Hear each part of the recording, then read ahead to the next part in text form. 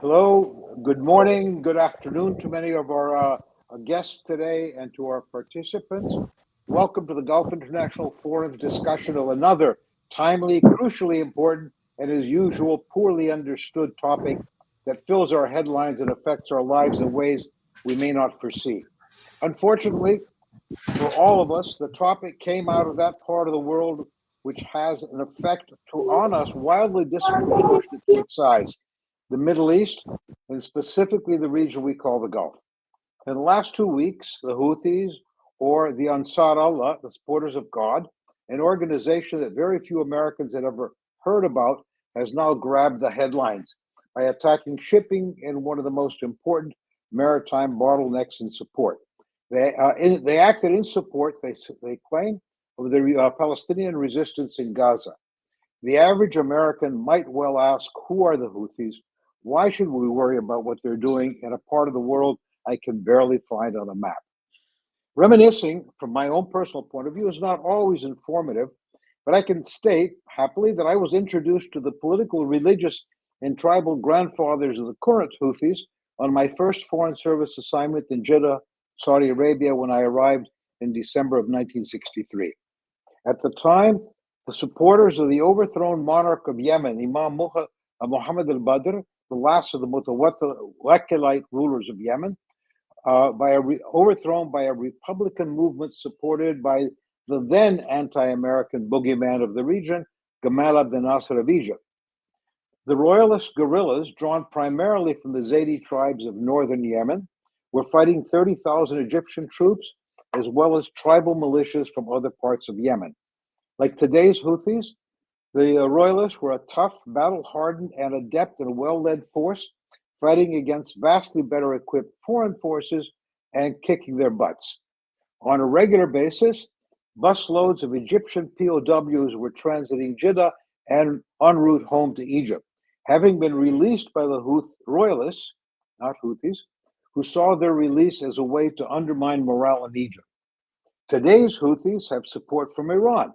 Their grandfathers enjoyed support from Saudi Arabia and indirectly from the United States. There's a French saying that translates, the more things change, the more they stay the same. We are lucky today that we brought together a panel that has more knowledge of the Gulf collectively than any other four-person group that we could put together that could help us understand what we should know about this growing crisis. Nabeel al-Khoury, first, is a senior non-resident fellow at the Gulf International Forum, in 2013, after 25 years in the Foreign Service, joining in 2013. In his last overseas posting, he was DCM, in the U.S. Embassy in Sana'a. He has published extensively on that country and on the region. Cinzia Bianco is a visiting fellow at the European Council on Foreign Relations, where she is working on political security and economic developments in the Arabian Peninsula and the Gulf region and relations with Europe. David Roches is a professor at the Near East South Asia Center for Security Studies at NDA and non-resident senior fellow at the Gulf International Forum, and I'm happy to say a man whose company I've always enjoyed as well. Abdulghani Al-Iryani is a senior researcher at the Sana'a Center for Strategic Studies, where he focuses on the peace process, conflict analysis, and transformations of the Yemeni state.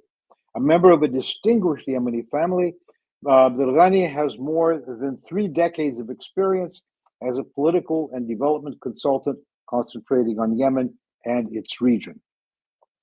I would now like to welcome, to begin, my dear friend Nabeel Khoury.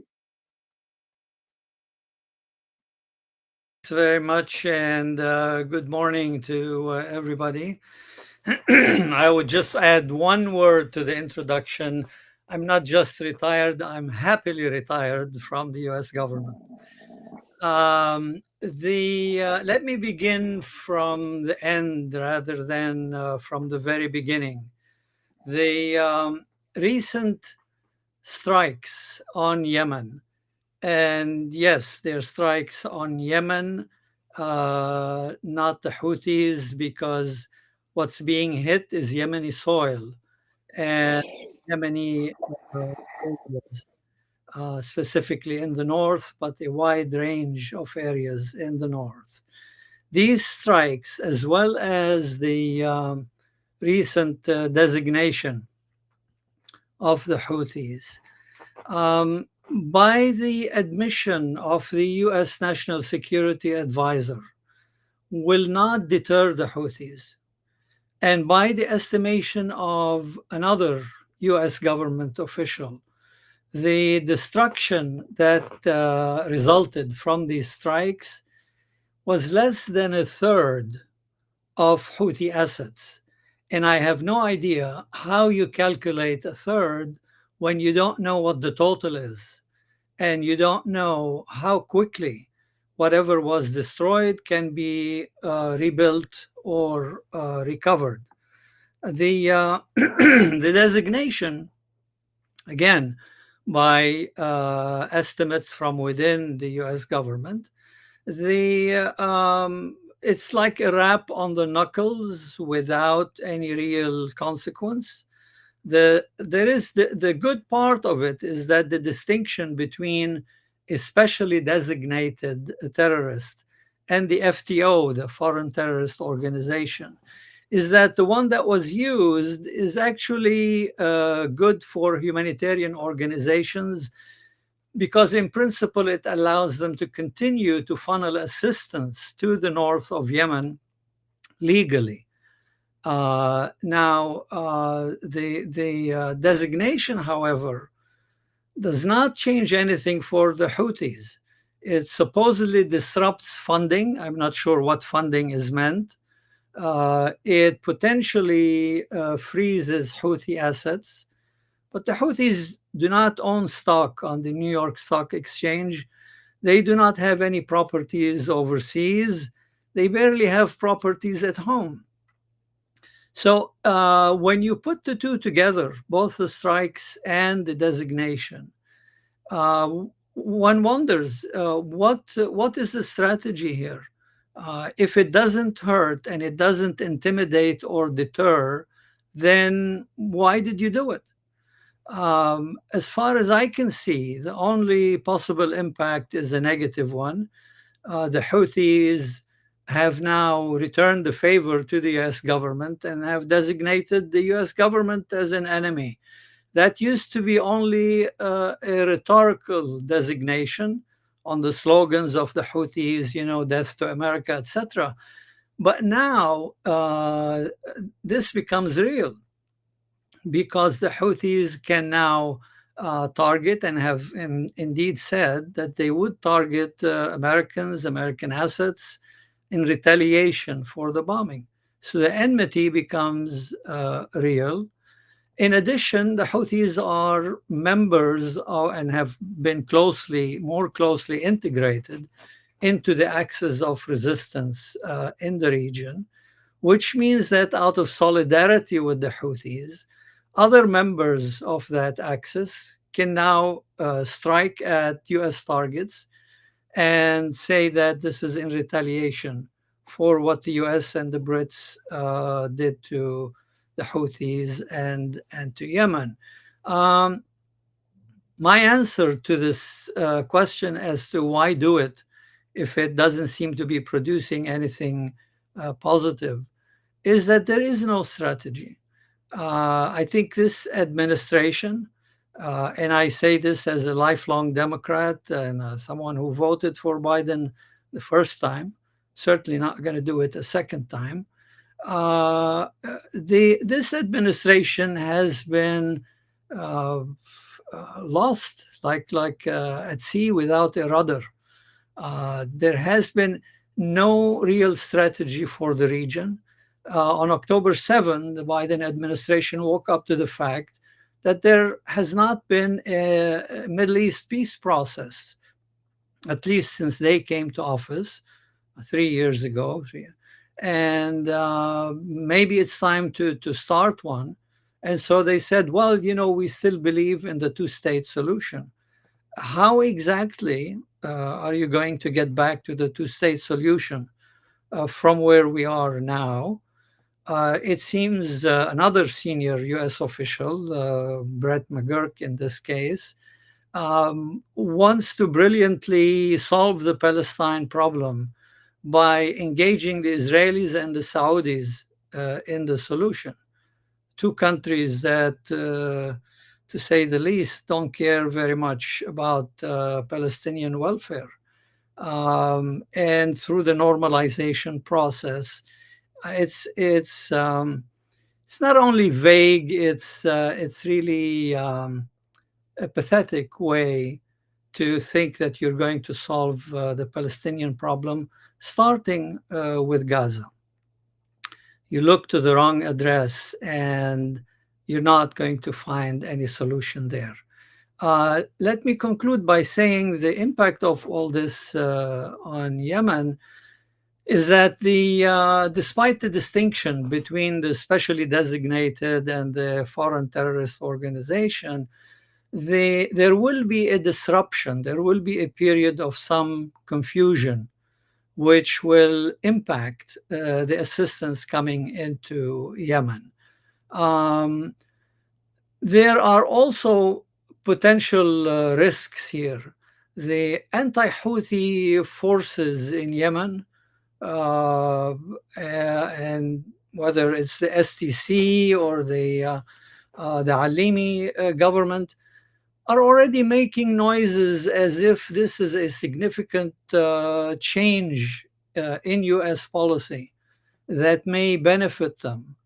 And I'm worried that they think that this can reignite the war and perhaps go in their favor if the U.S. is willing to support them this time in a kinetic and a material way. This is a dangerous way of thinking. And if it happens, I doubt anybody is going to take action inside Yemen. But if they do, it would only reignite a war that has been fairly calm for the past couple of years, really. The other potential risk here is it all depends on how the Houthis choose to retaliate. If they lob a few symbolic missiles here and there that end up in the water and hurt no one, possibly nothing will change. However, should they succeed in striking a U.S. target, whether at sea or anywhere else, then there is no limit to the bad consequences that can follow that. And so, any way you look at it, both the strikes and the designation are an ominous sign. The potential risk far outweighs the benefit that whoever designed the strategy thinks they may have won. And this concludes my opening remarks. Am I unmuted? I can't see. Hello? Hi. I'm glad you have such an optimistic outlook on Yemen, Nabeel. You make me feel better because mine was at least more pessimistic than that. I have. You didn't mention Saudi Arabia in your speech. Where do you see the Saudis going on this? Well, the Saudis reached an agreement, unsigned, not formal. There's been an understanding between Sana'a and Riyadh, partly facilitated by direct talks between them, which the Omanis arranged, partly by a rapprochement with Iran, which was facilitated by China, not by the United States. But essentially, the Saudis wanted out of that war, and they pretty much got what they wanted. And it's been quiet on that front. Now, when I say that some people might be encouraged by the U.S. position, I don't think the Saudis will. I doubt the Saudis will get back into this war. They conducted it for 8 years to no avail. And I think they've learned a lesson from that. The UAE certainly won't get back in. They got what they wanted from that war. mainly Socotra and influence in Aden and some other places in the south. Other than that, they don't want to be engaged in war directly either. So I think the Saudis will sit this one out. I don't know if the US will come to them for advice. For my money, I would rather seek advice from Oman, from Doha, but not from Riyadh or the UAE. But at least for now, the Saudis are sitting it out, and they've slowed any momentum towards normalization with Israel, something that could also be very provocative unless it brought some unknown benefit, some miracle, which I doubt that it would. Thank you. Just one comment on that. In 36 years in the United States government, I've frequently seen us seek advice from Gulf countries. I've never seen us take the advice. Cinzia, thank you very much for being with us. You have a broader international perspective for this event today. Please. Thank you very much for having me, and alongside such a prestigious panel. And it's already been a very interesting discussion. So thank you for that. Right. So I think as you rightly said, Ambassador Patrick, it's very important when we judge international reactions to events in Yemen to really start off from the perspective that that very little, if anything, is known about the context in Yemen, who are the Houthis, and how they operate. And so, for example, I would argue that it's very, it's very surprising to a lot of international actors, including in Europe, to see that far from deterring the Houthis, strikes that are not able to wipe out their ammunitions and basically stockpiles are emboldening the Houthis to now see themselves as in direct confrontation with the big international players, with the United States, and so makes them feel way more important. So that is very relevant because they have, of course, gained a popularity beyond any point in the past few years, not just in Yemen, but in the wider region. And that's something that they are not going to give up very easily.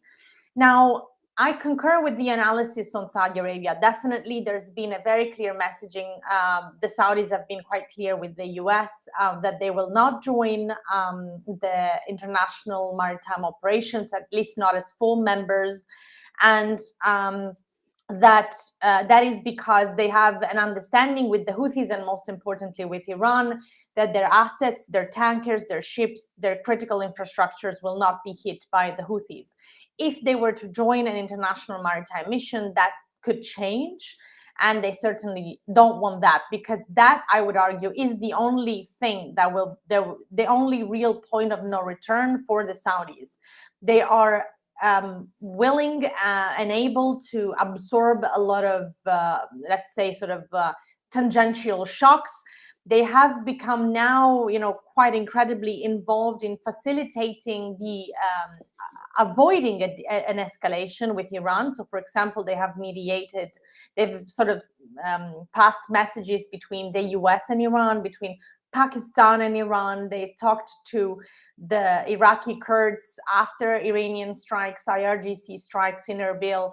And, the messaging has always been restrain, restrain, restrain. The one thing that could change the Saudi calculus is if they are directly hit, their assets, their territories, and so on. So they want to avoid that at all costs, and so far they have managed, and it seems that that they are in a good place on that front. However, there is another issue, which is that the Saudis have been really trying to extricate themselves from the Yemen war for a long time. That there's a deal on the table between the Saudis and the Houthis that is oven ready, just needs to be signed, at least in this more or less the same format, with the same lettering and the same content, at least since the early summer.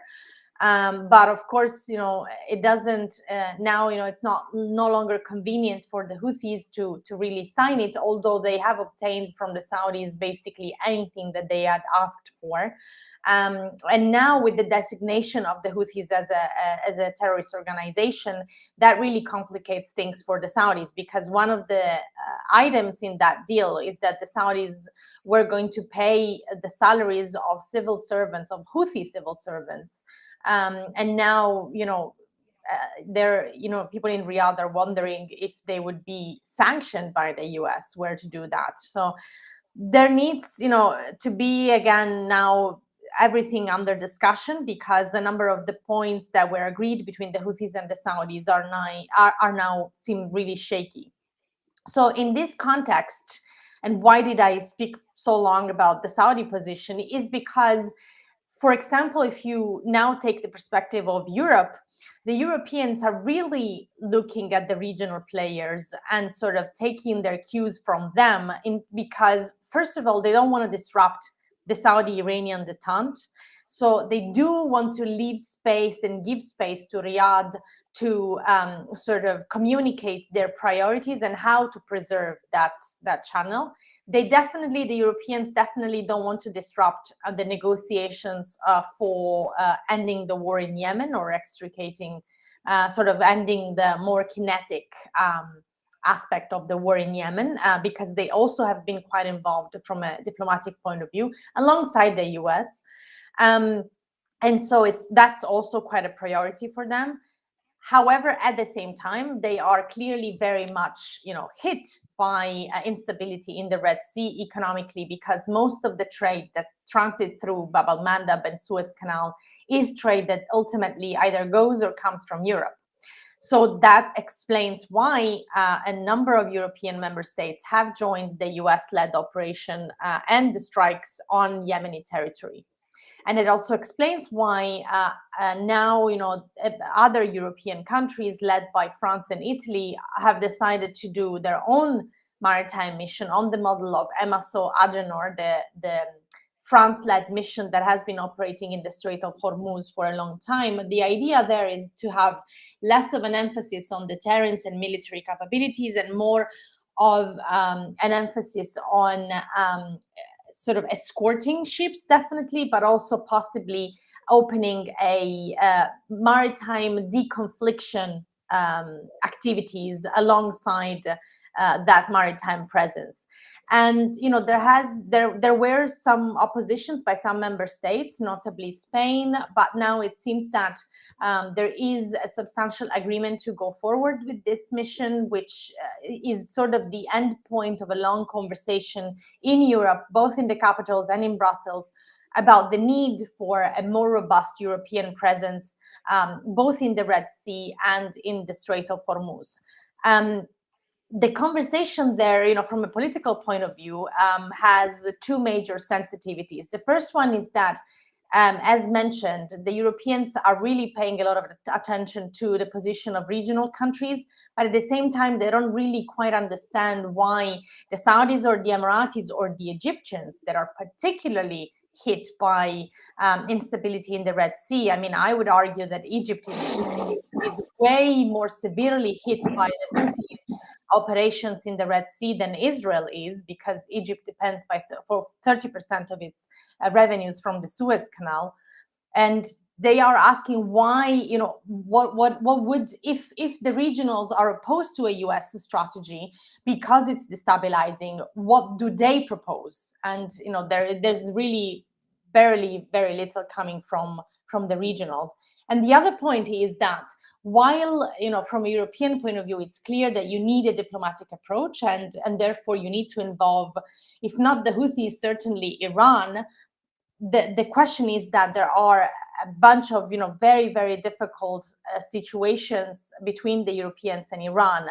After it was proven that Iran has been in a military partnership with Russia and has been directly involved into the war in Ukraine, the relations between the Europeans and Iran have deteriorated to a level that is really, really almost unprecedented. And so that is a big issue. We have a bunch of European hostages, prisoners under bogus charges in Iran. And it's really a tough time for Europeans to talk to Iran. So a lot of complexities, but also a lot of interests at stake. Fascinating, Cinzia. Just one question, not directly related to Yemen, but indirectly. You just described sort of a European discussion that actually led to something. Do you think this might have further effects in Europe along those same lines? I mean, it's there's been, the European Union, both at the level of the EU and at the level of intra-European cooperation, has been subject to so much change, and I would argue after Brexit, there is a famous saying that says that Europe is forged in crisis. And I think we've seen that again, we've seen that after Brexit, we've seen a push towards further integration. After COVID, we've seen a push towards further integration. I mean, and then after the Russian invasion of Ukraine, again, a further push towards integration. And this is a slow process, definitely, but it has been accelerated by a quite significant succession of crisis after crisis. Well, at least I heard something cheerful today. Thank you very much. David, old friend, you have at least the how can I say, the access to people who make strategy in America. Can we go on from there? Well, thank you, Pat. Look, it's an honor to be here. And first off, I have to point out that the previous speaker, Dr. Bianco, has a book that was just published this week called The Gulf Monarchies After the Arab Spring. It's Manchester University Press, and I look forward eagerly to reading it. And I think anybody tuning in here probably would as well. Secondly, since I am technically an employee of the Department of Defense, the 2002 National Defense Authorization Act required me to prepare a PowerPoint presentation every time I speak. And we can't display it here, but I want you to see that I have prepared a PowerPoint, and hopefully it'll be appended to the video or whatever. I've been asked to talk about deterrence and how it works. And the source that I use for my model of deterrence is an article that I first read back when I had beautiful red hair and was a cadet at West Point, called The Limits of Deterrence, Conventional Deterrence in Europe by Samuel Huntington, published in 1983. He divided deterrence into 4 parts. The first part was clearly defined behavior that is deemed unacceptable. That's pretty much, that condition is met here with the attacks on international shipping. Initially, the Houthis said that, well, we're only attacking ships that are connected to Israel, by owned or flagged. Then they expanded that definition to ships that they said were going to Israel, whether there was any indication. But there have been attacks against random ships that have no clear connection. And then in the wake of the attacks, they said, okay, now it's American shipping as well. In the past, various Iranian proxies have managed to avoid this. For example, when ships were mined off Fujairah, they basically denied any involvement, even when there was video showing IRGC guys trying to remove parts of a limpet mine that hadn't exploded. The second element of deterrence is on the partner that's seeking to deter. That's communication to the adversary, an intent to punish violations. And I would argue that that has taken place at, well, there are numerous examples in the course of the 20-some-odd attacks on shipping before there was a coalition response, an offensive response. There was numerous examples of various government officials saying that this is unacceptable and cannot be allowed to continue. The third part is possessing the capability to defend this commitment. And this is questionable. As Nabeel noted, 30%, 20 to 30% of the Houthis' capability has been destroyed. I would argue that that's at least 2 times the decimation, which is pretty significant. And I would also argue that what's really significant is not so much destroying missiles and retaliatory capability, but rather things like radars, the ability to target ships and do it. But nevertheless, this capability requires a lot of U.S. assets that can't remain in the theater invariably. And the Houthis are experts at dispersing, hiding, moving various assets here. So deterrence kind of falls short there because it is hard to. We have a very mixed background when it comes to destroying mobile missiles. And then the final element of deterrence is demonstrating the resolve to carry out retaliation if the adversary fails to comply. And I think here is the real weakness, because what we've seen so far out of the U.S. administration and the European partners, it's clear that there is no appetite for expanding conflict in the Middle East and for a direct military confrontation. And indeed, the calculus seems to be that President Biden his primary focus on dealing with Iran and its proxies is to sort of eliminate any memory of the Donald Trump regime and come to a rapprochement with Iran. The first 2 years of the Biden administration, at least, appear to have been devoted to that. And given the fact that President Biden's polling numbers are record low for a president this term in his office, and the fact that his base is somewhat splintered between a traditional view that says, well, we are a seafaring nation, we can't allow the interference with lawful passage of commerce, of neutral nations, and between those who, like, for example, Representative Tlaib, who said, any action needs to be authorized by Congress and is unlawful if it doesn't. It is a fair question to say whether or not the United States, under the current president, has the ability to demonstrate this resolve and thus complete deterrence. And so far, we haven't seen an indication of active deterrence here.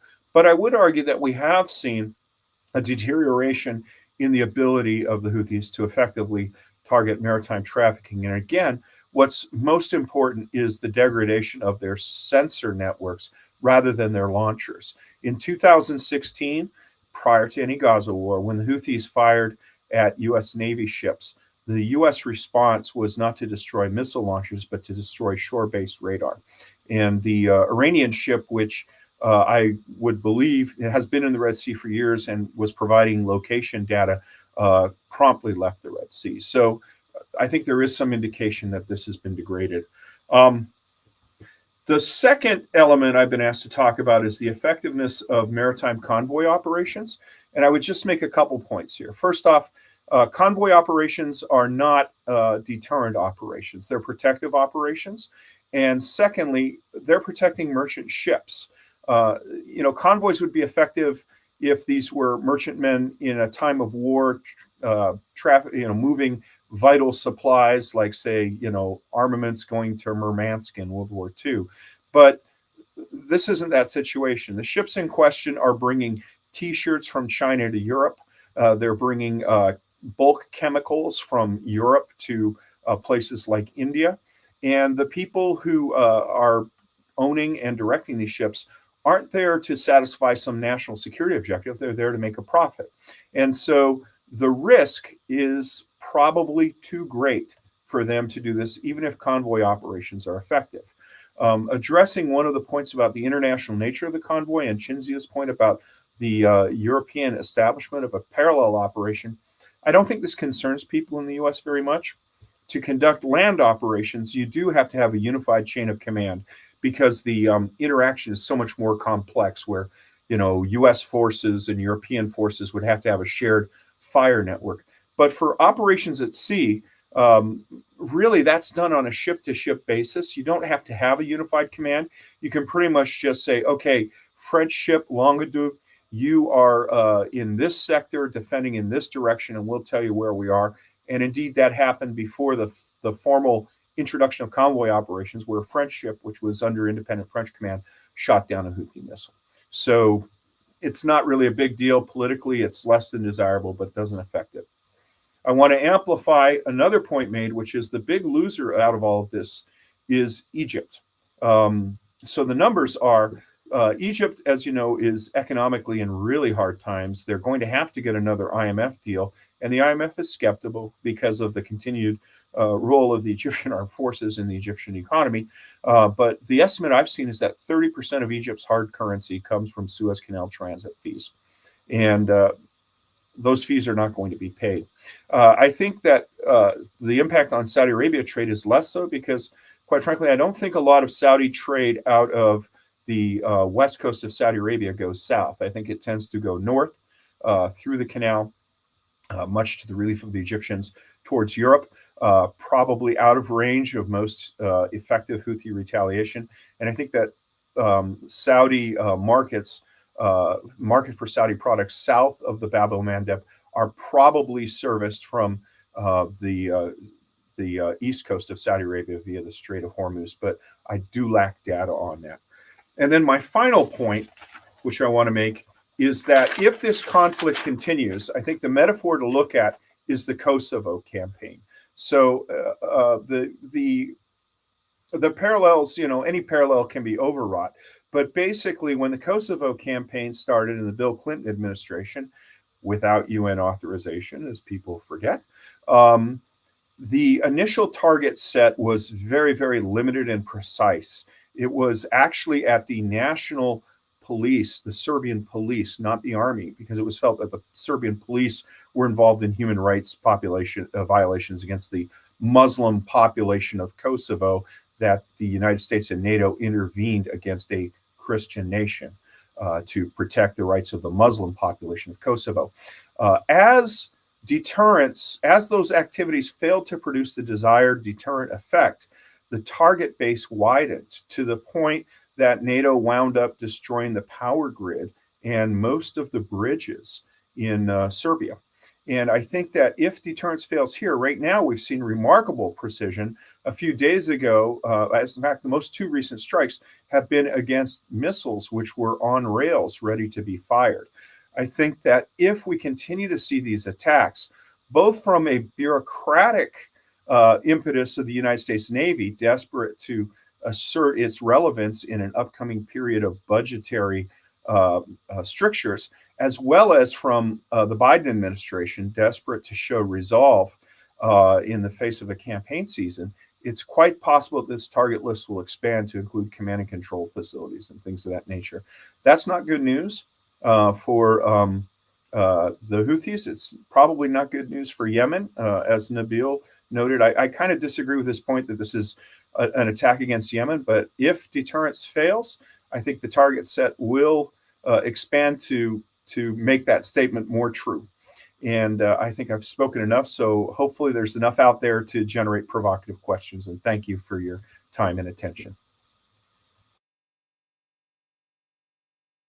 As educational and informative as always.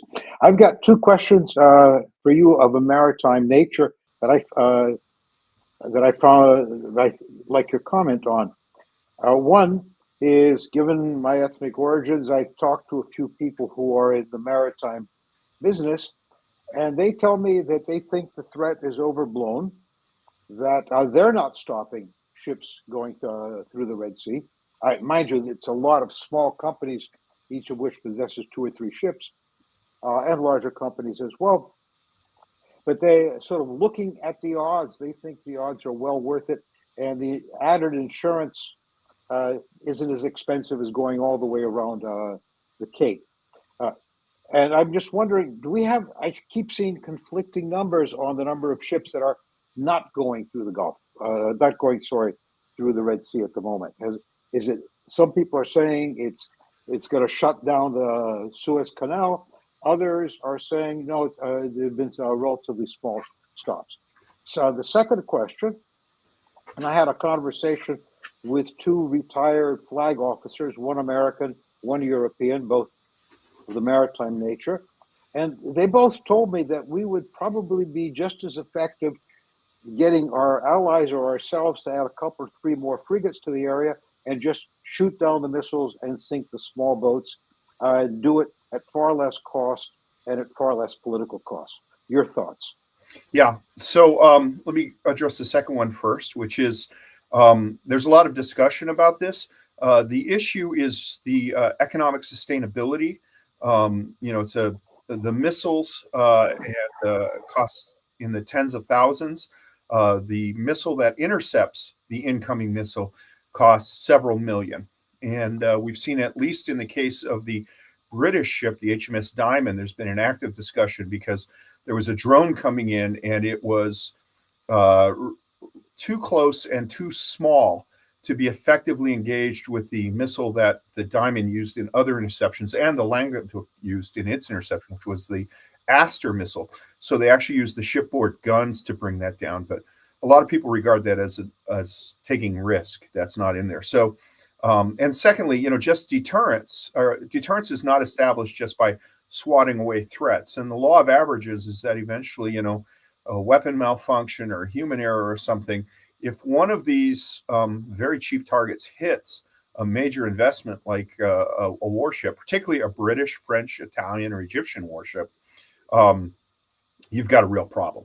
So I think that the general consensus among the community of like-minded seafaring nations is 26 attacks defeated is enough to show that principle, and it will continue indefinitely unless there actually is an offensive response needed to restore deterrence, which is both strategically and economically makes sense. As for your first point, every cargo owner makes his own calculation. In some instances, ships have been broadcasting, ships are required to broadcast their location as an anti-collision mechanism. Sometimes ships don't do that, particularly if they're, say, trafficking Iranian oil. There's evidence that in addition to their position, some ships are broadcasting, we're not owned by, a firm with any connections to the United States or Israel. Some ships are choosing to go silent in places of danger. And I think that as the sensing apparatus of the Houthis and the Iranians that support it leave the region or are degraded, that might make sense. But it depends on the individual ship owner and the cargo. So if I were moving, say, oranges, that's time sensitive, and the economic benefit might be, for a small ship carrying oranges might make sense to run that risk and take the insurance hit. If I were moving bulk chemicals in a larger ship, which is harder to maneuver and harder to defend, and it's not that time sensitive, I probably would go around the Cape. It's, capital is cowardly. And the problem here is that a lot of this, people have asked me for years if the Iranian Navy could defeat the U.S. Navy in the Strait of Hormuz. And I always say they couldn't defeat the U.S. Navy in a bathtub in Tehran.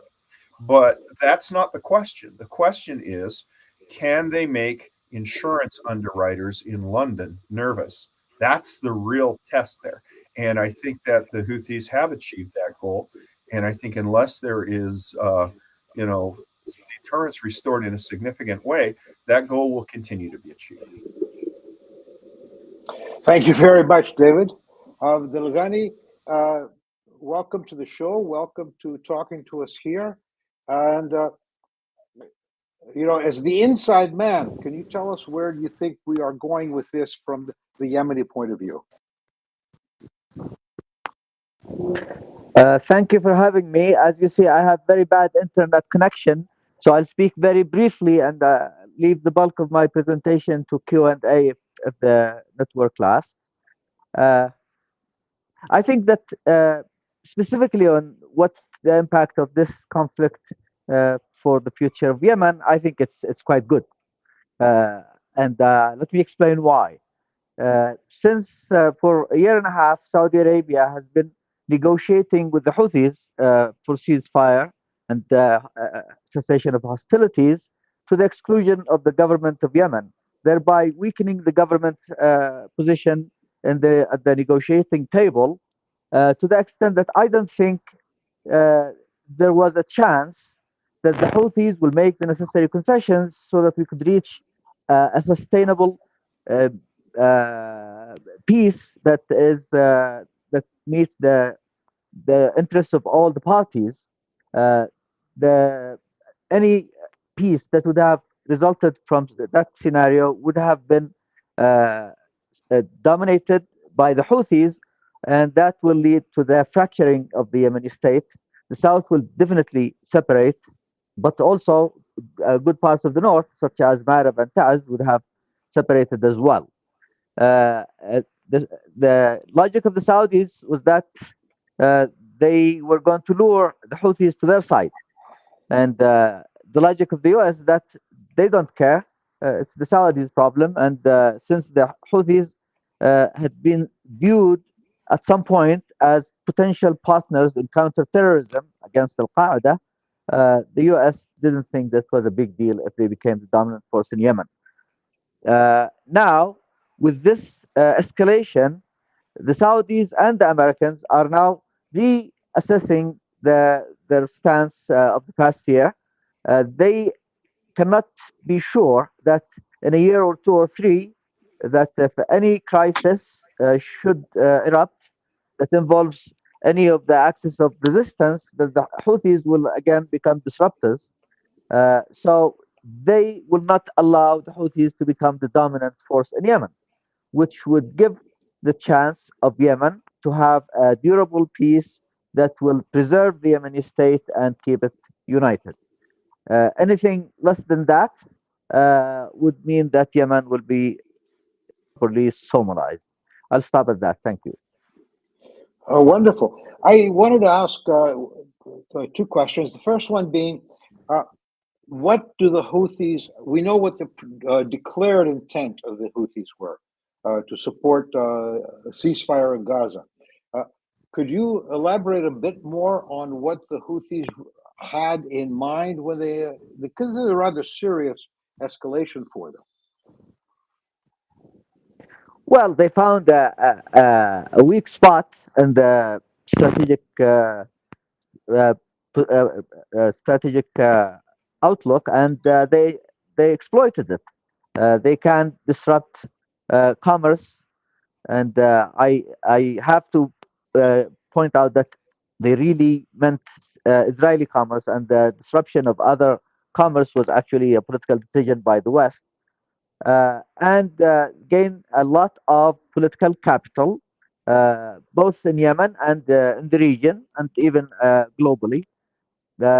It's a small cost for them to be bombed for a few weeks, given that they have been bombed for 9 years, and their military assets are so dispersed and their leadership is underground, so they could really withstand the bombing.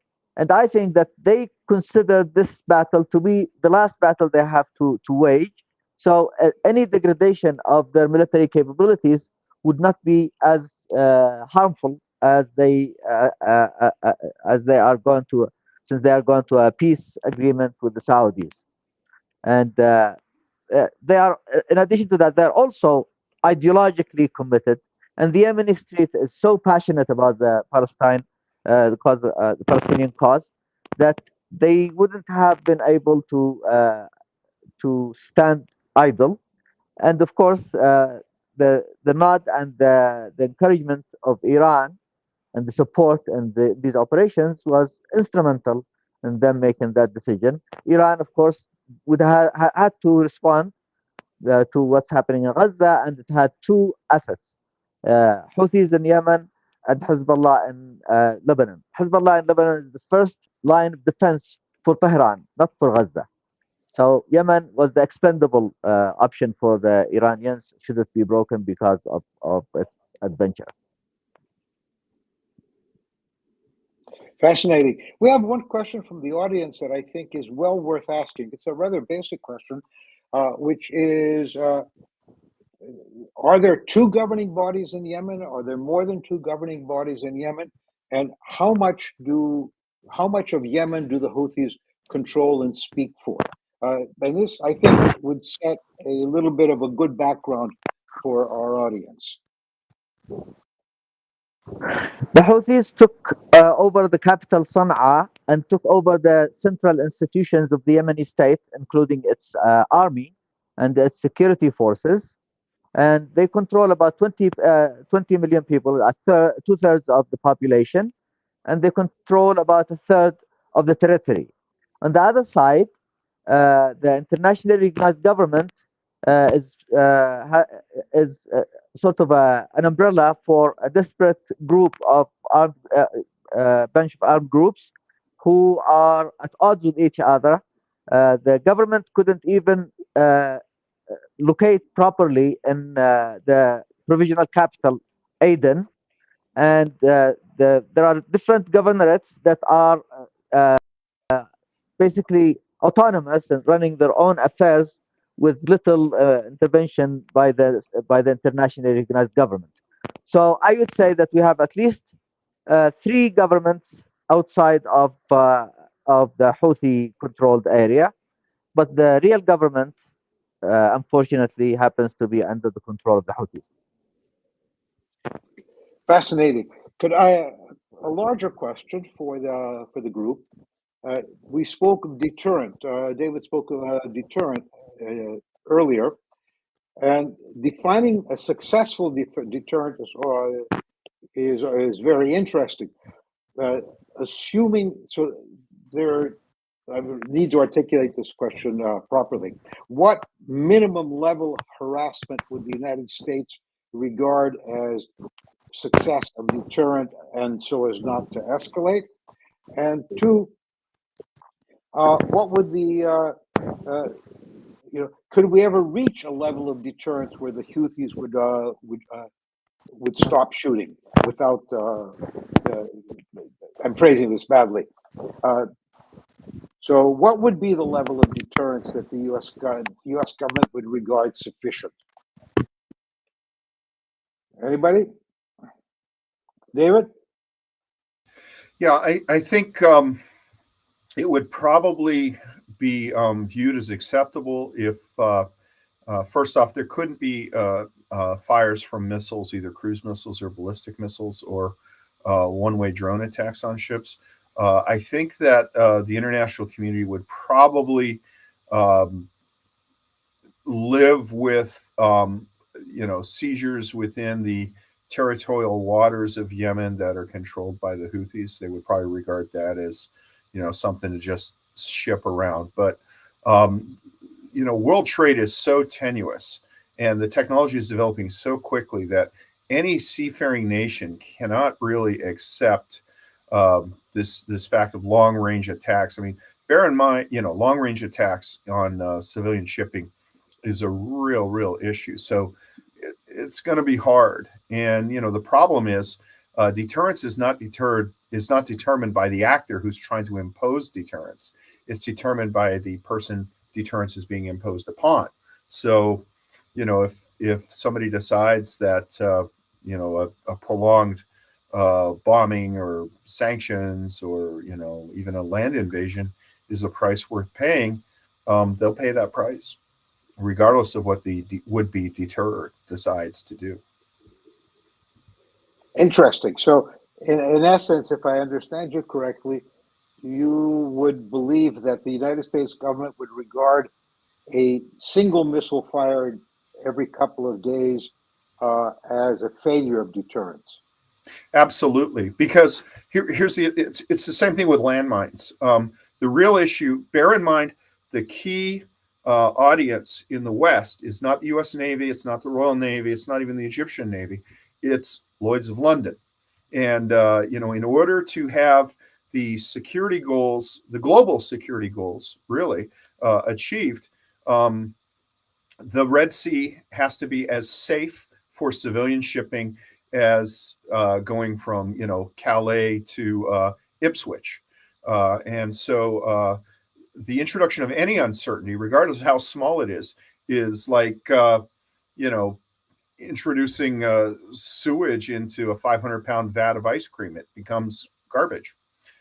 So any uncertainty is unacceptable. It's unacceptable. So that's a real challenge, because for the maintenance of civilian trade, you have to have an absolute security and certainty of unimpeded passage, whereas a potential disruptor can do it, intermittently and at a very low cost. A $10,000 one-way drone attacking a very small ship will achieve their goals. It's very depressing. Yes. Very, very depressing. They say economics is the dismal science, but really strategy is more dismal. Well, we're missing out on both. Another question is, what about other outsiders to the conflict? I can see, for example, the Russians finding ways to aid and abet this or not. Anybody interested in that question?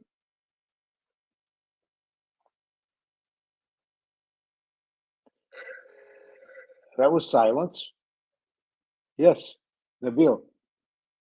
On Dave's comment, and also his excellent presentation, on deterrence and on what was destroyed, what can be destroyed.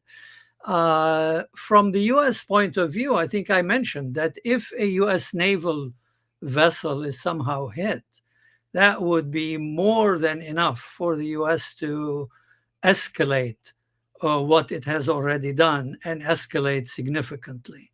Also the disruption, and I agree here again that it's Lloyd's of London, it's how much disruption there actually is of commercial traffic through the Red Sea. But if that becomes much more significant than it is now, that would also be cause for the US to escalate its strikes significantly. But in the end of the day, from the US point of view, there is absolutely no intention of putting troops on the ground. And in general terms, but even more so in Yemen, putting troops on the ground is usually the way to ensure shutting down somebody's operation. But as you see in Israel and Gaza, in such a small place in Gaza, after all they've done for more than 3 months now, they still haven't shut down Hamas. And facing the Houthis on the ground in the mountains in the north would be a much, much more difficult process. So there is no thinking of that. I don't think anybody is dumb enough to do that. But from the Houthi point of view, what has been done so far is not significant enough to deter them. And look, when you listen, when you read the statements, the White House issues this designation. In that same designation from the White House, it says, however, if the Houthis cease and desist, in other words, if they start behaving themselves, then we will reconsider this designation. Come on, you can't be serious. I mean, issue that kind of mild rebuke and then say, but we will reconsider if you behave yourselves. And also the Sullivan statement about, we don't think this would deter the Houthis.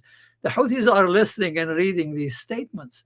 So certainly it looks like the US has no real intention at this point of deterring the Houthis. They're sending a message that, hey, we're here and, this is unacceptable, fine. But beyond that, I don't think there is any serious deterrence strategy. The other thing is all this, as Dave was pointing out, the expense of having this deterrence at sea is huge. And one has to ask the question, by the way, the real story here is Gaza. The real story of why the Houthis went into this is out of solidarity with the Palestinians of Gaza. So instead of going to all this expense and mobilizing and threatening to no effect, why don't you just declare a ceasefire? Why don't you push the Israelis to a real ceasefire in Gaza?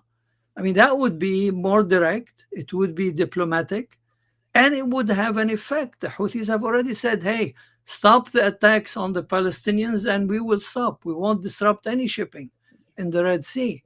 I don't know why there is no. I mean, it's a very common sense thing, but I think it seems to be something too much to expect out of the White House these days. Nabeel, you said something earlier, is I don't think anyone is dumb enough. About 3 months, a little over 3 months ago, I stopped using that phrase. Because the more you say it, then they prove you wrong, right? Yeah, absolutely. Let me get a couple more of these questions here that I think.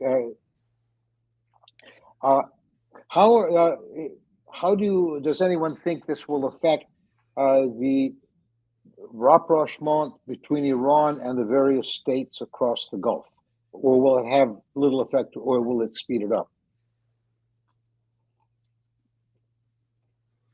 Volunteers. Yeah.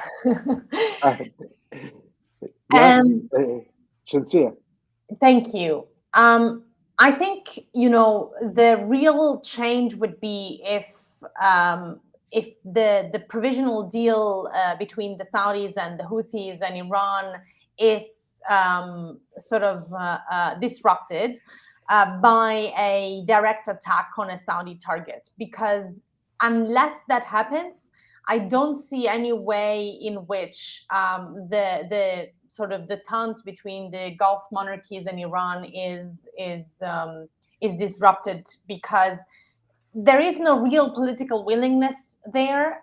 There is another scenario that could materialize, which is if the US finds itself in such a difficult position that it's going to need to rely more on support from the Gulf monarchies, wider access to bases, wider support militarily, intelligence on, for example, targets in other countries, then, that kind of situation and the US putting pressure on the Gulf monarchies, some of them might crack under this pressure and have to, acquiesce to US demands and requests, and therefore generate a reaction from Iran.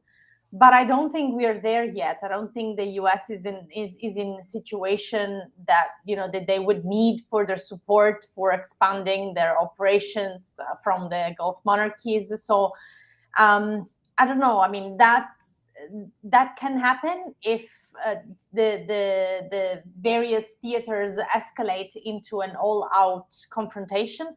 But if things remain low intensity, below the threshold of an all-out escalation, and it seems they are, that, I think it's unlikely. Even when the Saudis have intercepted Houthi missiles and munitions, after the 7th of October, and they have done so repeatedly, it seems that they were confident that these were really flying towards Eilat and Israel, and not really going to target any Saudi target itself. The other thing that I find interesting is that both the Saudis and the Emiratis have signed agreements with an Israeli startup to operationalize a connectivity on trucks and on roads that is an alternative to Bab-el-Mandeb and to Eilat. Clearly, it's not the same volumes, and it's still early stages, but this is the first step towards that India, Middle East, Europe economic corridor that was under discussion, and will see a railway for goods between the UAE or Oman and directly Israel transiting through Saudi Arabia. And that's the first step that they have decided to go ahead with, despite what's going on in Gaza, which I do find it interesting, because the other sort of critical scenario that we might look at is if the Iranians become again convinced, they have evidence that that relations between Israel and the Gulf monarchies not only are there to stay, but are there to deepen. That's another thing that could again provoke a different calculus in Tehran. Well, thank you very much. I've been admonished occasionally for running over. We have about 5 or 6 minutes to go. I'd like the speakers to sort of wrap up, not so much repeat what we've said here, but address 2 points. The first one being we know that this is all part of the very larger picture, which is the Gaza crisis. Will this affect any decision making in the Gaza crisis? And if so, sort of in the wrap up, how will the Houthis react? Do they honestly think that the Houthis would stop firing if the ceasefire took place? If we can take it from the top. And Nabeel. The short answer is yes. I don't think the Houthis have an interest in disrupting traffic through the Red Sea just for the hell of it.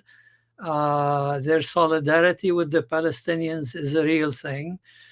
They've gotten the world's attention through that. That's fine. But I don't think it would be in their interest to continue if the Palestinians are satisfied that attacks against them have stopped. And I remind again that the real story here is Gaza.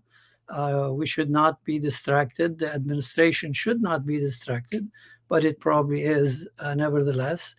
And just to point to my good friend Al-Iryani, Abdulghani, the idea that the U.S. might reassess or that the strikes on the Houthis could be a sign that they're reassessing. And I think he mentioned that they would reconsider, I'm not sure I got the right wording, allowing the Houthis to be the dominant force in Yemen. First of all, I don't think the Biden administration is reassessing anything. There isn't much thought going into the policy process these days. There are 4 people, literally 4 people, making foreign policy, and they're not taking any advice from within the U.S. institutions of government. So I doubt that there is a serious reassessment going on. And in any case, it's not up to the U.S. to decide who is the dominant force in Yemen. That has been determined by fighting on the ground, by fighting that started in the civil war against Saleh, Houthis and Saleh, continued on after 2014. And the realities on the ground is that the Houthis are the dominant force in Yemen, which is why the Saudis are negotiating with them, bypassing Alimi completely. Not even a FYI, we're doing this. So again, if people are thinking to be encouraged by what the U.S. has done as a significant shift in policy, I would tell them, my friends, don't think that way. Nothing basic is changing here. Thank you. Cinzia? I have a very unpopular opinion on that, in the sense that I think that really, despite the Houthis' apparent success, nothing at all is going to change. What they're doing is absolutely not going to affect Gaza in any way, shape, or form. Agreed. David? Yeah, I'm going to run a risk and disagree with Nabeel. I think that the Gaza crisis is just a pretext for the Houthis to establish their brand as a stronger axis. And if you look at the historical record, in 2016, when there was no war in Gaza, the Houthis fired at ships. In 2021, 2022, there was conflict in Gaza, but there were no Houthi strikes. So, you know, you've seen both the absence and the dissonance. I think that this is just an opportunity. The second thing, which we haven't really touched on, but there seems to be an argument emerging in Washington that if we really want to deter the weapons here, and it's important to note the weapons and capability that are being used here all come from Iran. And the argument is starting to say, okay, look, why should we mess with a complex local situation, which has aspects of a tribal conflict to it? Let's just carry the fight against Iran, and they will put the lid down on it. I don't know whether that's valid or not, but I think that that argument is starting to gain currency here. So we might be talking about a bigger conflict in a few weeks. Inshallah, hopefully not. Would you please check the liquor cabinets of the people who are thinking that? But can I just one quick point to Dave? I mean I know the Houthis have all sorts of other motivations, but it's not just the Houthis. I don't know a single Yemeni, and I believe me, I know many Yemenis from all political factions. I don't know one of them that is not sympathetic to the Palestinians. Even those who oppose the Houthis still feel that something should be done to help their Palestinian brothers. I think the feeling is genuine. As Cinzia said, it probably won't affect anything because nothing seems to get through to the Israelis. They will continue doing what they're doing. But I do not doubt the genuine nature of the feeling of solidarity. Now, whether what you're doing is effective enough, that's another matter. And we have to remember, no matter what is destroyed for the Houthis, first of all, it's not all from Iran. They now have a manufacturing capability of their own, assisted by Iran, assisted by Hezbollah. But they can produce their own weapons now, and a variety of them. That's very difficult to get at. And in the end of the day, I think the risk of escalation here is very real. At the same time, there is a way out, but so far nobody seems to be willing to take it. Abdulghani, you have the advantage, disadvantage of being the last word tonight. Hello? Did we lose Abdulghani? He's in Ethiopia, so God knows what's happening in God knows. Well, I certainly enjoyed today's program. Dissent, disagreement is always something I'm trying to foment among our participants. I, too, am quite, how can I say, pessimistic about where this is going, and fear very much that we tend to have a reflex in Washington of, if step one didn't work, let's go to a bigger step two, and if step two doesn't work, let's go to a bigger step three. And this is how, over the course of my career, we ended up in several really bad places. But anyway, the witching hour has come. Cinderella's carriage is waiting outside. I would like to thank you all, thank our audience, let you know that this will be available on YouTube very quickly. And thank you all, and to all, good night.